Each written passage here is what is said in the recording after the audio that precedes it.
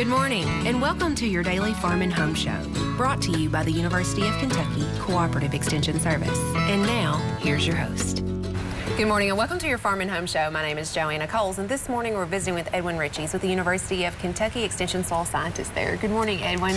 Good morning. Now, I know that you're really big on soil testing, right? Yes, ma'am. And we all should be, because it's such a great way to get a basis of what we have and what we need.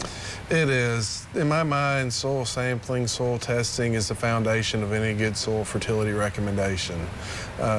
There's two ways to lose money in your soil fertility program. One is applying fertilizer that you don't need, or not applying fertilizer that is needed and you hurt yield. So soil sampling should help avoid either one of those, money losing situations.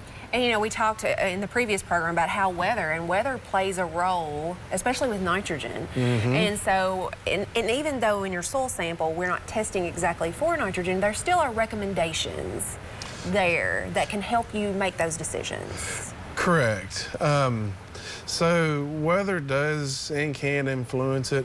More kind of a larger scale, we think of maybe not rainy versus dry, but we think fall versus spring. So what we recommend is either fall or spring, but it's best to continue sampling at that same time. So over the years, you can look back at your historical soil test, and our recommendations aren't perfect. I mean, I work for UK, I think they're pretty daggum good, but they're not for your farm and your farm alone. They're for the whole state. So what we are doing is providing guidance to get you in the ballpark, and then you watch it over time. Hey, I'm applying the recommended amount, I'm going up to a point higher than I need to be. Well, maybe I don't need to apply quite as much as UK recommends.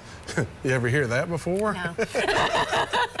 But, and on the flip side, I'm applying what UK recommends, but I'm staying level, or I might be trending downward a little bit. Well, maybe instead of 30 pounds of P2O5, maybe I need to add 45, and then see what happens with my soil sample over time. Because your soil type is different on your farm, your management system is different, and some of those things can kind of make those fluctuate some. It can, and comes down to yield can influence as well.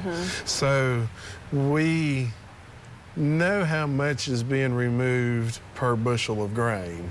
Well, am I going to remove more with a 300 bushel corn crop than 150? Yes, we are.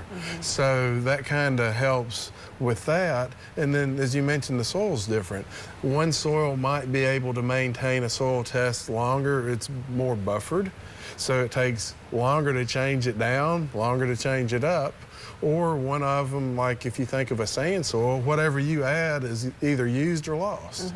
So all that stuff comes into our soil fertility recommendations, and the soil sample or soil testing really gets at the heart of that. It is, and so a proper soil test is super important just because of the things that we mentioned. Correct. So if you're in a no-till situation or in your yard, we recommend sampling, and Joanna brought in some nice props, to 4 inches. So 4 inches is what we recommend for that. If you're in a tilled situation, we recommend a 6.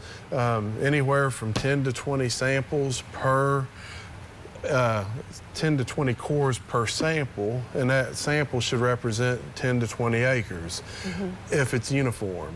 If you have like a small area that has different nutrient status, you want to separate that out and sample it differently. And one of the things I think about, when I was young, my family bought an old dairy, and it was about 2 acres where these cattle, before they milked them, stalled. So high nutrient value because there was a lot of manure in that area. That's where I put my tobacco patch. But then we quit growing tobacco, and it was a hay field.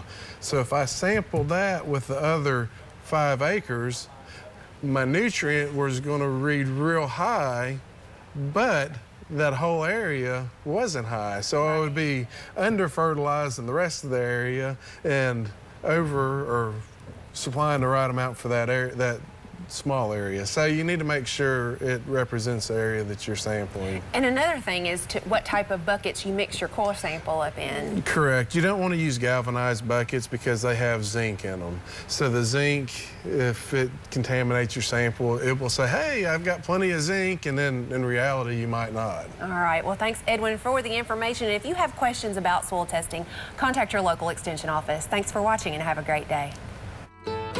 If you have questions about today's topic, please call the Warren County Extension Office at the number on your screen. Thanks for watching and have a great day.